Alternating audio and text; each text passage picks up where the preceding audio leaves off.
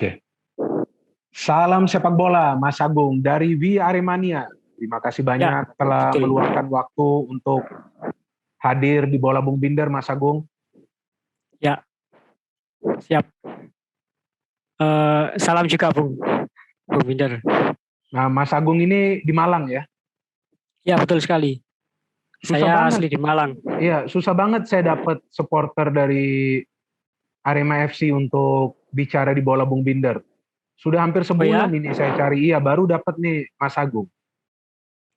Padahal banyak sekali Aremania Bung ya. Nah itu dia, padahal banyak sekali. Nah baru sekarang ini saya dapat Mas Agung dan saya berterima kasih lah sudah mau hadir biar teman-teman juga bisa mendengarkan diskusi kita tentunya tentang Arema FC, performa musim lalu dan juga untuk musim mendatang kira-kira seperti apa sih persiapannya, kan Mas Agung juga kan supporter dari Arema FC. Nah sebelum kita membahas tentang Arema FC, saya ingin nanya dulu nih Mas. Biasa dengan narasumber lainnya juga yang merupakan supporter, saya bertanya, sejak kapan Mas Agung support Arema dan pemain idolanya siapa sih?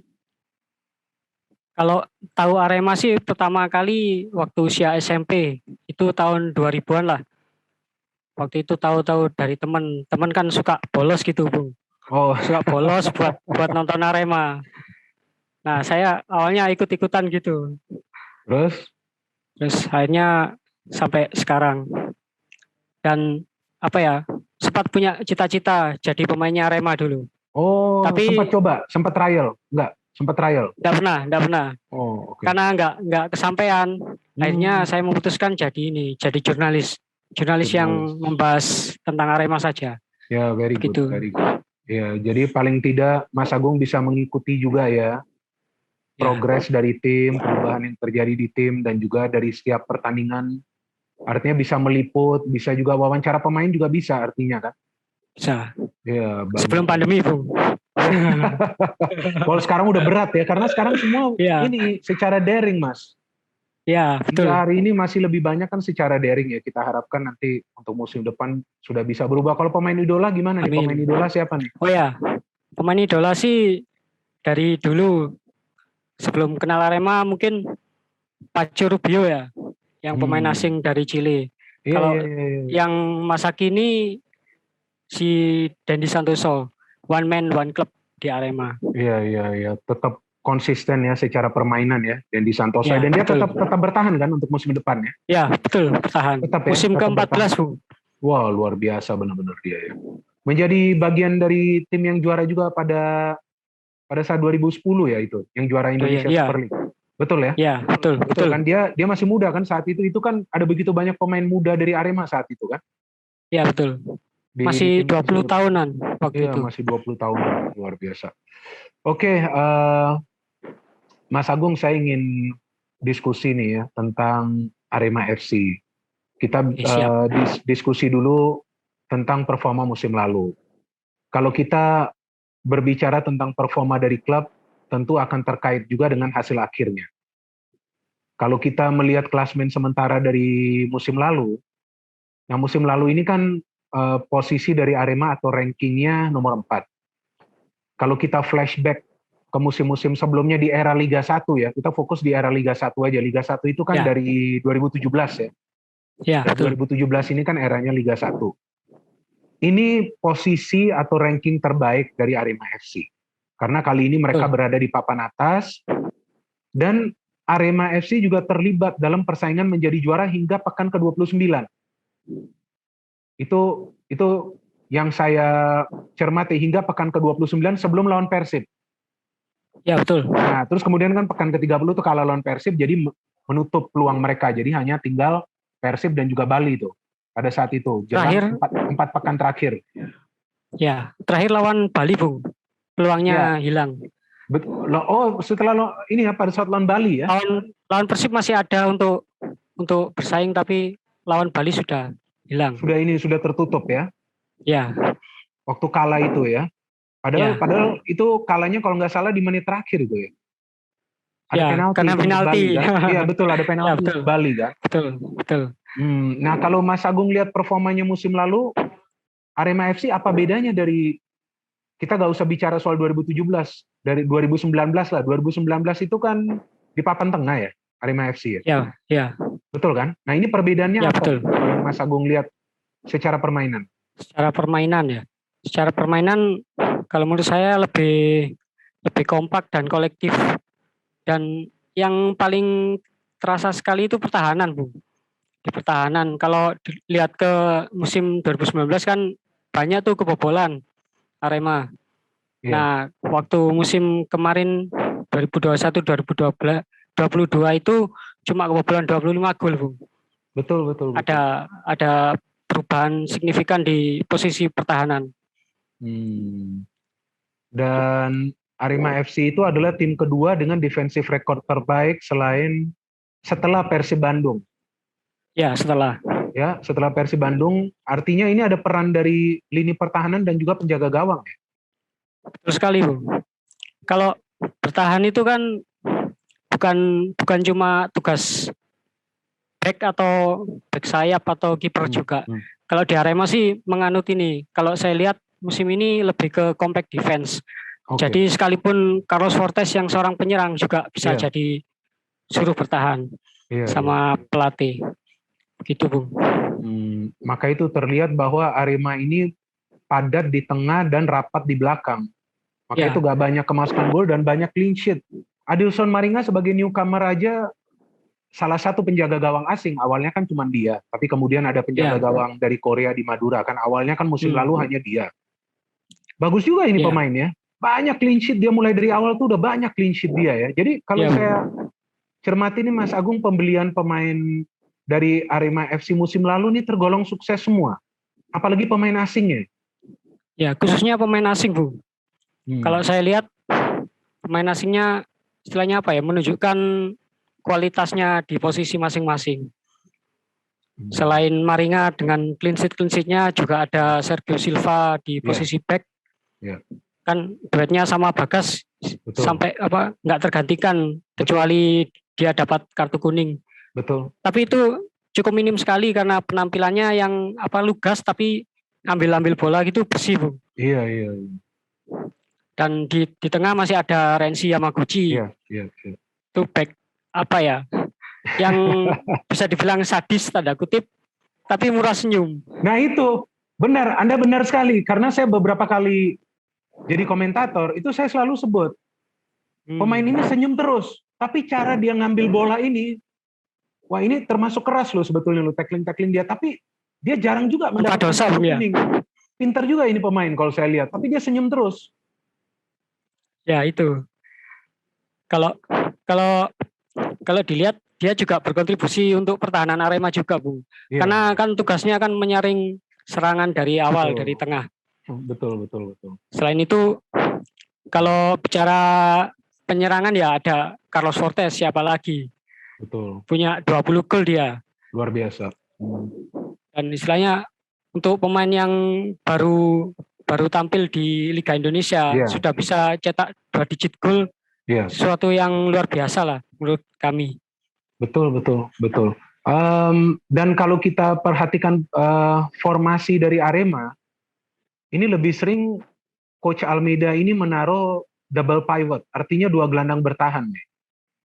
Nah ini bukannya mengurangi kreativitas dari Arema FC. Kalau menurut pengamatan dari Mas Agung seperti apa tuh? Karena kan yang ada gelandang bertahannya 2, nyerangannya lebih sering dari sektor sayap nih, penyerang sayap aja. Ya betul. Kalau saya lihat sih malah nggak cuma 2 pivot, Bu. Bisa 3 sekalian. Oke. Istilahnya kalau bertahan yang satu itu ikut bertahan juga. Ikut jadi gelandang bertahan. Karena tipe yang dimiliki Arema kebanyakan kemarin gelandang pekerja keras, Bu. Iya. Jadi betul. Tapi di sisi lain kan seperti mata uang, di satu sisi baik untuk pertahanan tapi mengurangi penyerangan itu tadi, Bu. Iya. Nah itu yang banyak dikeluhkan teman-teman Aremania juga. Kenapa kok Arema lebih sering tampil bertahan gitu?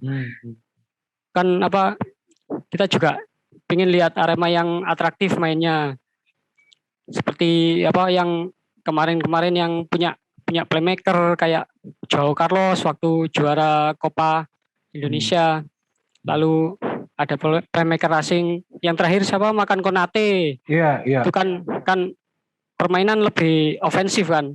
Betul. Sekalipun kebobolannya nggak sedikit juga. Apakah apakah itu yang menjadi salah satu faktor bahwa Arema cukup banyak pertandingannya draw? Bisa juga, Bung. Kalau dilihat draw-nya itu ada yang kosong-kosong ya tanpa gol kan. Banyak juga dia 0-0-nya juga kan. Ya. Nah, dan meskipun Arema itu sempat tidak terkalahkan 23 pertandingan, itu kan sebuah rekor ya kalau menurut saya. 23 pertandingan itu tidak terkalahkan, Bu. Betul. Itu gak gampang itu bagi tim manapun 23 pertandingan straight. Dan satu hal yang tadi lupa saya sampaikan, bahwa Arema ini kan gak bermain di wilayah sendiri, gak bermain di Jawa Timur kan. Betul, Bung. Nah, tapi mereka sempat unbeaten selama 23 pertandingan. Itu luar biasa loh bagi Arema FC. Dan memang kalau kita lihat nih Mas, di papan atas Arema memang yang paling banyak mendapatkan hasil draw sebanyak 11. Dan dari 23 pertandingan itu sebetulnya sudah tidak terkalahkan. Itu sebetulnya sudah tanda-tanda juara loh. Karena 23 pertandingan itu gak terkalahkan di Liga 1, bermain di venue netral, itu sudah menuju juara. Tapi kok tiba-tiba bisa gagal gitu? Harusnya apa ini masalahnya? Harusnya setuju sama yang Bung sampaikan. Harusnya itu jadi tanda-tanda juara.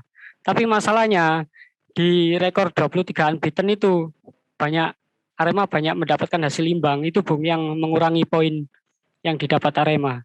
Kan ya, satu kali imbang kan hilang 2 poin kan, Bung? Betul. Iya. Jadi akhirnya sulit bersaing juga di terakhir-terakhir. Iya, apalagi di terakhir itu yang tadi kita diskusi ya, kalah lawan Persib, kemudian kalah lawan Bali. Dan kalau nggak salah ada draw juga satu game, saya lupa itu lawan tim mana itu. Lawan Borneo. Lawan Borneo ya, lawan Borneo juga ada draw ya. Jadi kehilangan poin. Nah ini kan tadi kan kita berbicara juga skema permainan udah, kita bicara tentang ranking udah. Artinya ya kalau dibandingkan tahun 2019, memang dari segi ranking Arema jauh lebih baik. Mereka berada di peringkat nomor 4 dan posisi yang paling tinggi dibandingkan tim-tim lain asal Jawa Timur ya. Artinya kan, memang ini kan Arema yang paling tinggi ya. Kemudian kita juga berbicara tadi tentang compact football dari Arema FC. Pelatihnya juga bisa membuat Arema FC ini bersaing di papan atas. Tapi ada satu hal lagi nih, Mas Agung. Cukup banyak pemain-pemain muda di Arema FC musim lalu yang diberikan jam terbang, bahkan sampai ada yang menembus ke timnas. Ya. Nah ini saya melihat ini bahwa ini adalah langkah yang sangat bijak dari manajemen, memberikan juga jam terbang kepada beberapa pemain muda. Ahmad Figo itu sudah masuk timnas. Ya betul sekali. Timnas U23. Nah, Mas Agung lihat bagaimana potensi pemain-pemain muda yang sekarang ada di Arema FC, yang sebagian dipertahankan kan musim depan ini. Ya betul. Gimana Mas Agung lihat? Kalau saya lihat sih potensinya bagus untuk regenerasi, Bu. Kan kalau dulu kan mengandalkan pemain jebolan akademi. Yes. Tapi terakhir seperti kayak Dendi sama Johan Farisi sekarang masih ada di tim. Bahkan sampai 10 musim lebih lah. Betul. Nah, tapi setelah generasi mereka seperti ada yang terputus, Bung. Regenerasi dari Akademi Arema. Nah, mungkin niatan manajemen dari musim lalu membangun lagi jembatan yang putus itu tadi, jembatan regenerasi. Mungkin saya lihat niat baiknya seperti itu, Bung. Jangka panjang lah, apalagi mereka dapat kontrak minimal 3 musim lah untuk pemain-pemain muda. 3 musim. Dan itu juga akan membantu tim nasional juga kan, karena kita perlu terus regenerasi pemain-pemain muda. Oke, itu kita sudah berbicara tentang musim lalu ya. Jadi musim lalu nih Arema menjadi salah satu tim yang bersaing di papan atas. Artinya kan tentu untuk musim depan ya targetnya seharusnya lebih tinggi lagi. Kan sempat bersaing di papan atas, hampir menjadi juara, sempat unbeaten. Dan memang yang saya melihat langkah dari manajemen ini sudah tertuju ke sana sih. Karena sudah ada 7 pemain baru yang gabung ya. Sudah ada 7 pemain baru yang gabung dan semuanya lokal. Nah dari 7 pemain yang gabung ini, Mas Agung, yang menarik perhatian saya ini 3 pemain, Mas. Siapa itu? Yang pertama Adam Alis. Ini kan main di sayap nih dia. Ya, betul. Yang kedua Evan Dimas. Dan yang ketiga, nah ini Hanis Sagara. Masih muda, pemain timnas. Evan Dimas juga kita tahu masih timnas. Ini 3 pemain ini kalau menurut saya yang bisa menjadi solusi bagi Arema FC dalam urusan mencetak gol. Karena meskipun Arema FC tidak banyak kemasukan gol musim lalu, tapi dari produktivitasnya ya seharusnya bisa lebih baik lagi. Karena ini agak gak gampang juga sih. Di satu sisi pelatih Almeida membenahi pertahanan, tapi ya masih ada beberapa pertandingan yang Arema FC sulit menang karena kesulitan mencetak gol. Tapi sepertinya setelah sekarang pertahanan ini sudah bisa dibenahi, sepertinya nih musim depan fokusnya nih ke depan nih. Ke lini depan nih. Gimana menurut Mas Agung? Kalau saya lihat apa yang dilakukan manajemen dengan mendatangkan 7 pemain itu sudah tepat lah. Istilahnya sudah melihat apa kekurangan tim musim lalu dan dicarikan solusinya yang konkret dan bisa dibilang cepat dan tepat. Istilahnya sebelum tim-tim lain bergerak, Pak Presiden Gilang Pramana itu sudah gerak duluan, Bu. Bahkan saya dengar mulai dari paruh musim kemarin itu dia sudah gerak lobby pemain gitu. Cuma ya mungkin karena menghormati kontrak di klub lamanya mungkin baru diumumkan sekarang gitu, Bung. Dan kalau Bung tadi menyinggung nama Adam Alis ya di sayap, itu saya pikir bisa jadi solusi, Bung. Solusi untuk ketajaman lini depan Arema. Kan kemarin kalau lihat produktivitas gol hampir 50% didapatkan oleh Carlos Fortes kan ya? Iya, betul. 20 sebagai gol penyerang kan. asing, 20 gol ya. Total Arema 44 gol ya musim lalu. Ya, betul. Betul, 44 gol ya. Sementara penyerang lainnya bisa dilihat produktivitas golnya paling banyak Muhammad Rafli lah, 5 gol kalau nggak salah. Iya. Nah, selain itu sayap-sayapnya kan betul. Bisa dibilang tumpul ya, Bung ya. Iya. Kayak kurang produktif. Betul. Sekalipun ada lah kontribusinya untuk assist atau apa gitu. Iya. Tapi ya mungkin usaha mendatangkan Adam Alis ini bisa jadi solusi itu untuk mempertajam serangan, nggak cuma dari lini depan penyerang utama gitu, Bung. Iya. Ada opsi-opsi lain. Kalau soal Evan Dimas kan kita tahu juga di timnas juga perannya sebagai playmaker, seperti pengatur serangan aliran bola gitu, Bu. Betul. Nah, ini bisa jadi solusi untuk Arema yang musim kemarin kehilangan seperti nggak punya nyawa untuk berkreasi menyerang gitu, Bu. Iya. Ya mungkin dengan mendatangkan Evan Dimas bisa jadi solusi itu. Terus kalau Hanis sih mungkin bisa jadi ya opsi lain juga selain penyerang asing nanti ada backupnya lah, penyerang lokal harus bisa unjuk gigi juga, apalagi kan dia sekelas timnas juga. Iya. Dan dia sudah punya pengalaman internasional juga kan, dia betul. Piala AFF lalu kan. Nah betul. Tadi kan Mas Agung mengatakan soal penyerang asing, ini Carlos Fortes sudah pindah nih. Nah itu harus segera carikan solusi. Nah ini kan sekarang sudah ada Hanis Sagara, sudah ada Kusedia Haryudo, ada Dedik Setiawan, ada Rafli. Ini kalau yang saya hitung di stock striker ada sekitar 7 pemain. Oh, 7 ya. Yang saya hitung ya, ada 7 pemain. Ya, ini bukan berarti striker murni, tapi yang juga biasa bermain di bisa sayap. Bisa sayap ya, penyerang sayap ya. Karena kan kita tahu formasinya Arema 4-2-3-1 atau 4-3-3. Nah, ini dengan masih ada slot 1 pemain asing, menurut Mas Agung nih apa memang masih perlu mencari penyerang asing atau mungkin cari di sektor lainnya? Karena kan nih kalau penyerang udah banyak ini. Kalau saya pikir sih kebutuhan untuk penyerang asing masih sangat perlu ya Arema. Perlu ya. Ya, lihat saja kemarin kan tergantung sama penyerang asing juga. Betul. Yes. Fortes. Nah, apalagi banyak lini pertahanan di tim-tim Liga 1 kan pakai back asing juga, Bu. Untuk menandinginya mungkin kalau lokal tanpa meremehkan kualitas mereka ya. Mungkin untuk duel-duel bola atas mungkin lebih kokoh untuk penyerang asing.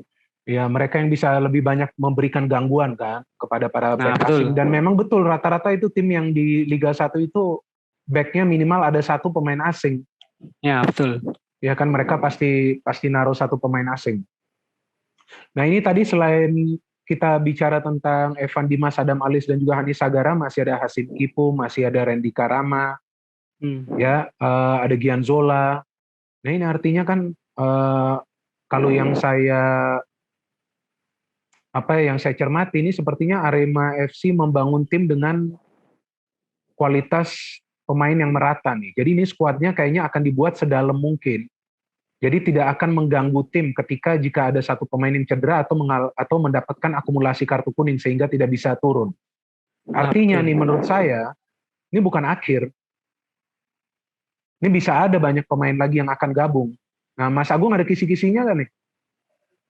Itu sih sudah hampir bisa dipastikan masih ada pemain. Soalnya dari manajemen sudah bilang masih ada kloter ketiga. Kemarin kan sudah ada kloter 1 4 pemain, kloter 2 3 pemain. Nah, mungkin kalau nggak ada halangan mungkin pekan depan ini kloter ketiga akan diperkenalkan sebelum ganti bulan lah. Akhir April ini. Ya.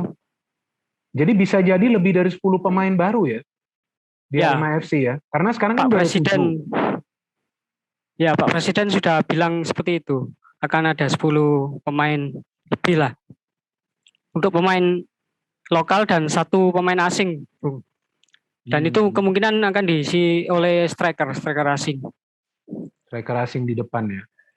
Ya mungkin ada kejutan lah.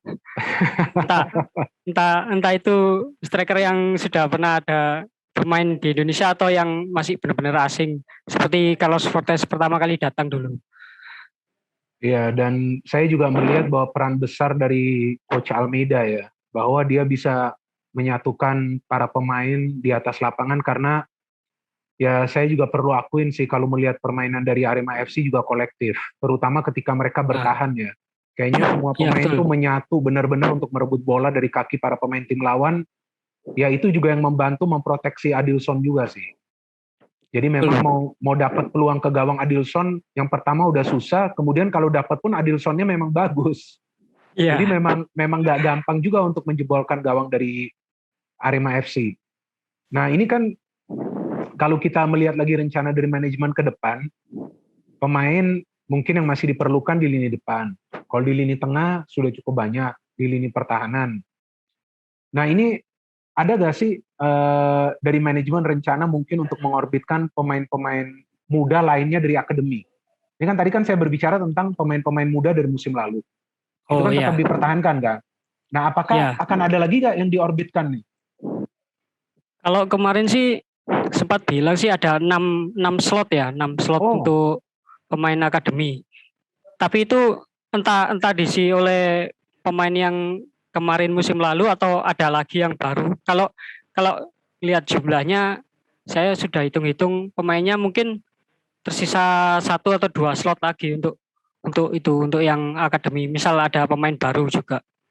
Dan satu yang sudah dipastikan mungkin dari sektor kiper, Bu. Kiper kan ya. Kiper kan sekarang Arema tinggal dua kiper. Iya. Si Maringa sama Teguh Amiruddin. Betul. Nah, kemungkinan besar ya ini, Bung. 1 slot itu akan diisi sama kiper dari akademi. Entah itu statusnya magang atau nanti akan dikontrak panjang juga. Seperti apa? Kita lihat saja nanti. Oke, jadi menurut Mas Agung gimana nih musim depan Arema dengan materi pemain yang sekarang dengan kemungkinan akan ditambahnya beberapa pemain baru lagi, performanya bisa seperti musim lalu gak ya? Apalagi kan musim depan ini kan sudah ya untuk sementara ini sih belum ada berita konsepnya seperti apa, tapi seharusnya sih back to normal, kembali bisa bermain di kandang sendiri kan? Ya, Bung. Nah, gimana menurut Mas Agung untuk musim depan nih dengan materi pemain seperti sekarang ini yang ya mungkin akan ditambah seperti yang Mas Agung bilang 3 atau 4 pemain tambahan lagi kan? Kalau melihat dari materi pemain sih ada 2, Bung, tantangannya sih. Kalau dari segi permainan tetap kayak musim kemarin saya pikir ya musuh tim-tim lawan sudah tahu ya cara bertahannya Arema seperti apa. Mungkin akan cari celah juga untuk mengalahkan Arema. Nah, mau nggak mau pelatih Almeida harus mengubah cara main lah. Apalagi kan pelatih ini untuk menentukan starting line up itu kan melihat komposisi pemain, Bung ya. Kalau materi pemainnya bagus-bagus dan lebih ofensif dari musim lalu yang cuma bisa bertahan kata orang-orang. Nah, kenapa tidak lebih ofensif? Nah, itu lebih memunculkan harapan dari Aremania untuk bisa tampil lebih atraktif, ofensif dan istilahnya apa ya? Lebih mudah, Bung. Kalau menyerang kan pertahanan terbaik itu adalah menyerang, Bung ya. Betul, cara bertahan yang baik adalah dengan menyerang. Tentu para pemain tim lawan nggak punya waktu untuk serang ke area pertahanan tim kita kan. Seperti itu kan istilahnya. Akan semakin mudah dapat gol kan, Bung ya. Betul. Apalagi dengan materi pemain yang lebih banyak yang ofensif. Itu akan memudahkan pelatih juga. Jadi ya mau tidak mau perlu menurunkan pemain-pemain ofensif ini yang memang juga punya kualitas kan. Gianzola, terus Adam Alis, Evan Dimas, dan juga Hanis Sagara. Belum lagi pemain-pemain lain yang sudah ada di skuad kan? Ya betul. Jadi kira-kira seperti apa nih peluangnya Arema FC? Kalau Pak Presiden Gilang Pramana bilang targetnya juara ya, dari Aremania juga ingin juara juga. Tapi gimana ya, ekspektasinya kalau dari supporter harus tinggi mungkin lah ekspektasinya. Tapi ya juga harus realistis juga, lihat nanti seperti apa perjalanannya. Kalau optimis, selalu optimis Bung, sebagai Aremania. Iya. Betul, setiap supporter tentu akan optimis dengan timnya ya, agar bisa mendapatkan prestasi. Cuman tergantung lagi nanti bagaimana ini putaran pertama itu yang sangat menentukan juga sih. Iya betul Bung. Bagaimana startnya bisa mulus. Nah, kalau berkaca dari musim kemarin sih, kalau awal-awal kemarin kan Almeida kan belum berani pasang target juara ya Bung ya. Iya. Dari awal itu dia, kalau saya pribadi melihat itu lebih melihat situasi dulu Bung. Yes. Ya dari sudut pandang realistis lah.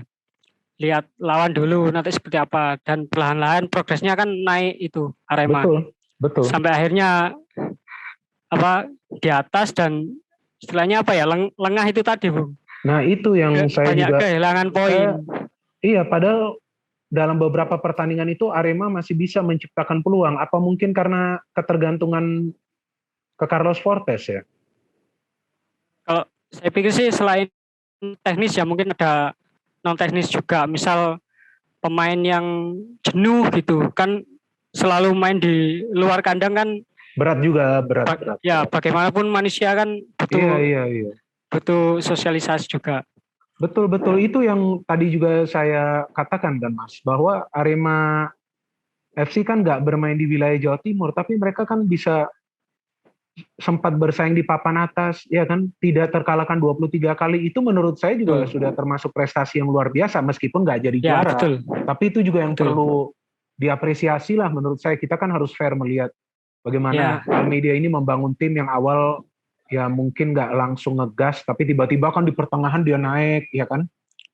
Ya mungkin kesulitannya karena bermain di luar terus, bermain di venue netral terus, itu memang paling sulit untuk tim-tim lainnya juga. Oke, ini kan kita tadi berbicara tentang bermain di luar wilayah Jawa Timur dan tentu di luar Malang. Ini musim depan nih, kalau nggak ada perubahan, ya seharusnya sudah back to normal. Semoga. Kita juga masih lagi tunggu konfirmasinya kan. Artinya sudah bisa kembali bermain di Malang. Semoga penonton juga sudah bisa masuk. Ya tentu kita harapkan full 100%. Wah, ini bagaimana nih dari teman-teman Aremania? Seperti itu. Sudah gak sabar lagi dong nih nonton Arema langsung dari stadion. Ya tentu saya paham, teman-teman saya juga sendiri juga kangen lah suasana seperti apa di tribun mendukung langsung di stadion gitu Bung ya. Tapi kan juga harus dilihat juga seperti apa teknisnya nanti dari PT Liga Indonesia baru kan belum menerbitkan seperti apa Belum ya. Teknisnya. Tapi Hmm. yang saya dengar sih belum 100% langsung. Mungkin sekitaran 70% lah. Dan itu ada kewajiban untuk vaksin lengkap sampai booster yang ketiga, Bung ya. Baru boleh masuk mungkin, ya? Ya. Tapi kalau menurut saya secara logika kan sudah vaksin juga belum jaminan dia bisa terpapar apa enggak kan? Iya, ada jaminan. Iya. Nah, mungkin kalau saran saya sih untuk PT LIB menetapkan teknisnya nanti mungkin harus ada tes tambahan juga masuk stadion seperti apa. Biar benar-benar safe ya. Nah, betul. Kan tanpa mengabaikan protokol kesehatan juga, Bung ya. Iya. Tetap harus waspada. Ya, betul. Jangan sampai kerinduan kita sama pertandingan mengalahkan itu. Betul Mas, tetap kita harus waspada. Oke, ini pertanyaan terakhir nih, kalau menurut Mas Agung musim depan yang akan menjadi tantangan bagi Arema FC lawan tim mana nih? Kalau melihat juga dengan persiapan tim-tim lain, kan tim-tim lain juga sudah mengontrak beberapa pemain baru kan. Betul. Tantangannya nih lawan tim mana nih musim depan? Untuk bersaing di papan atas ya, kita berbicara untuk bersaing di papan atas. Oke. Karena kan seperti yang tadi Mas Agung bilang ya, musim depan nih targetnya juara ya, itu kan? Ya betul. Nah, targetnya kan juara. Nah, tim mana nih yang bisa menyulitkan Arema FC? Kalau saya lihat yang paling serius ya jelas juara bertahan lah, Bung. Bali United. Kan Bali ya? Kan secara komposisi pemain mereka nggak berubah lah. Pasti ada penambahan. Mungkin kalau pengurangan ya mungkin pemain-pemain yang kurang kontribusi. Nah nggak mungkin kekuatan mereka berkurang. Yang pasti akan bertambah. Sekalipun di bursa transfer kali ini kayak adem-adem aja, Bung ya. Iya, betul. Nah, yang kedua mungkin yang kayaknya serius dari Persib, Bung. Yeah. Mereka banyak mendatangkan pemain juga sama seperti Arema. Yeah. Dan itu nggak main-main, yang berkualitas. Betul. Saya lihat dua tim itu aja sih, Bung. Ya, dua tim itu yang tanpa meremehkan 15 tim yang lain ya, Bung. Betul. Kita nanti juga akan tunggu kan pergerakan mereka seperti apa kan. Ya. Pemain-pemain mana lagi nanti yang akan mereka rekrut kan. Oke, Mas Agung, terima kasih sudah hadir di Bola Bung Binder, dan ini bukan yang pertama dan yang terakhir, karena nanti kita lihat bagaimana di pertengahan musim kita bisa kembali diskusi setelah ya sudah ada pertandingan yang berjalan dulu dari liga kan. Baru nanti menarik kita membahas dan mengulas lagi bagaimana nih permainan dari Arema FC, pemain-pemain baru kontribusinya seperti apa, dan juga permainan dari Arema FC ini nanti seperti apa dengan Coach Almeida kan. Ya, terima kasih banyak Mas Agung. Sama-sama, Bung. Ya, thank you. Sama-sama. Oke.